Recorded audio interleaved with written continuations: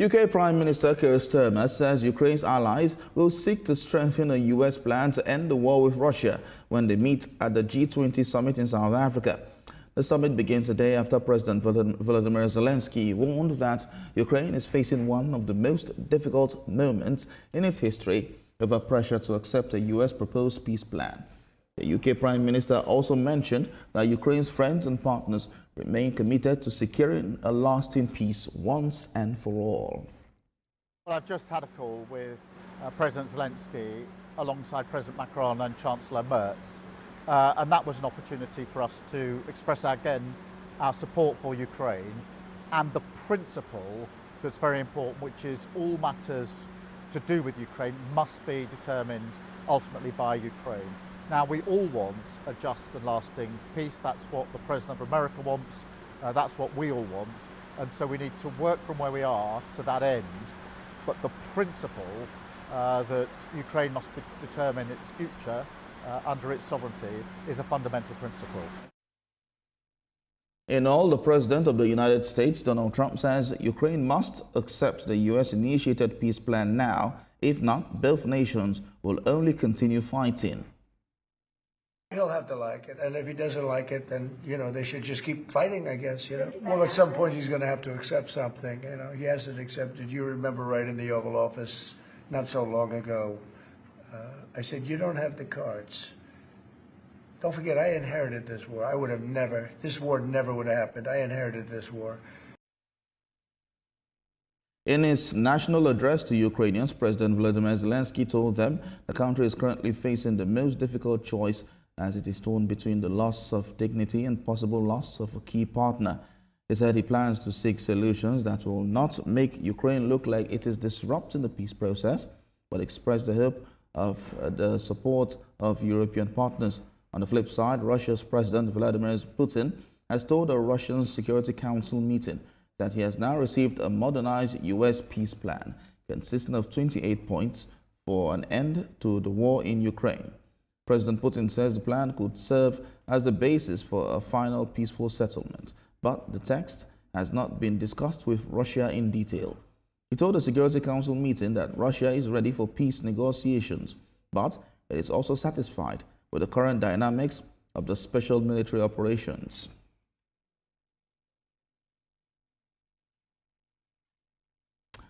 Well, for more on the Ukraine peace plan, Chairman, Nigerians in Diaspora, Russia, Dr. Godwin Ibe, joins me on the news. Thank you so much for joining us at this time.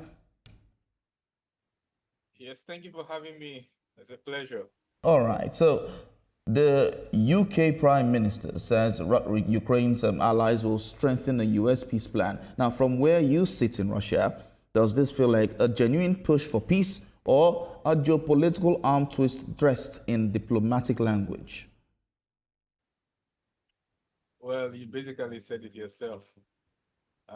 It's more or less a geopolitical arm twist. More, disguised as a peace plan. The only person who is a little bit sincere about achieving peace is Donald Trump, because according to geopolitical interests and that of the United States, China is a bigger threat to him as he sees it, and it allows him the opportunity to relocate assets from that region towards the Pacific, towards China. Also, he could finally get his much cherished Nobel Peace Prize.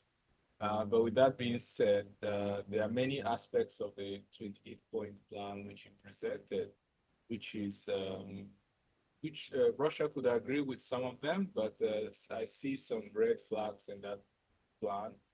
And the truth of the matter is that the deal consistently gets worse for Ukraine.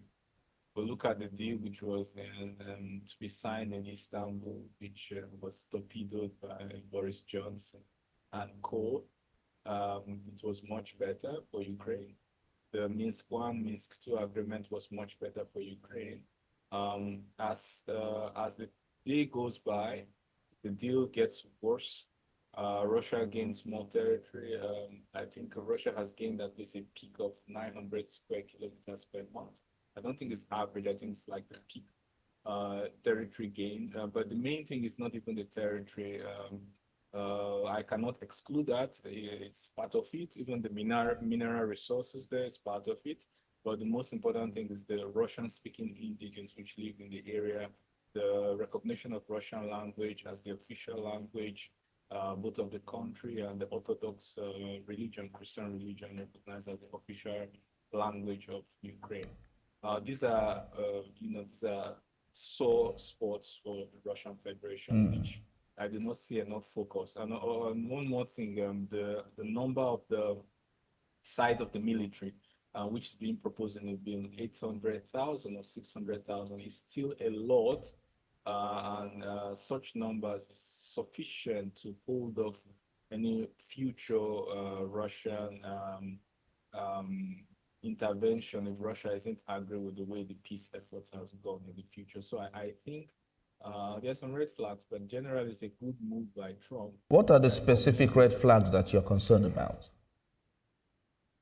I just mentioned one of them, size of the military.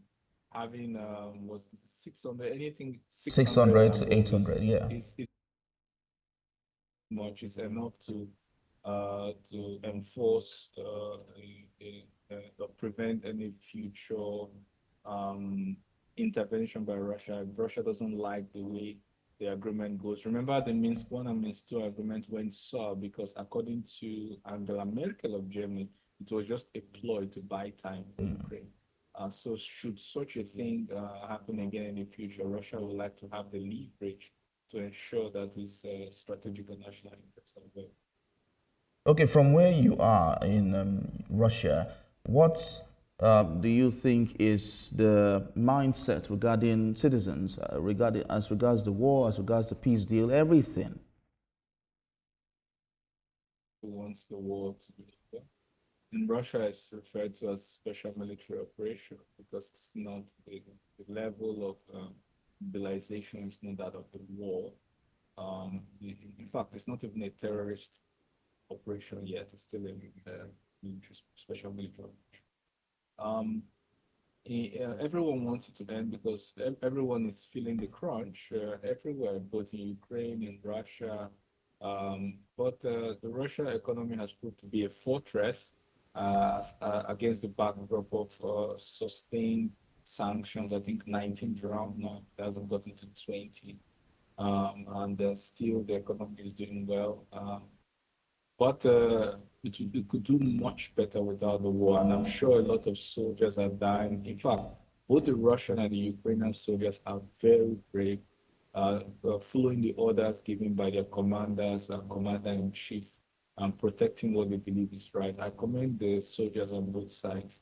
But I think peace, a military solution will not be the final solution. It has to be diplomatic. And also there has to be some economic bond linking the two. All right, I was about to ask a question in that regard, but you've answered it. Dr. Godwin Igbe, thank you so much for talking to us and giving us your own perspectives on this issue. The chairman, Nigerians in Ukraine, diaspora, Russia, Dr. Godwin Igbe. Thank you so much. Thank you so much for having me. Thank you for watching.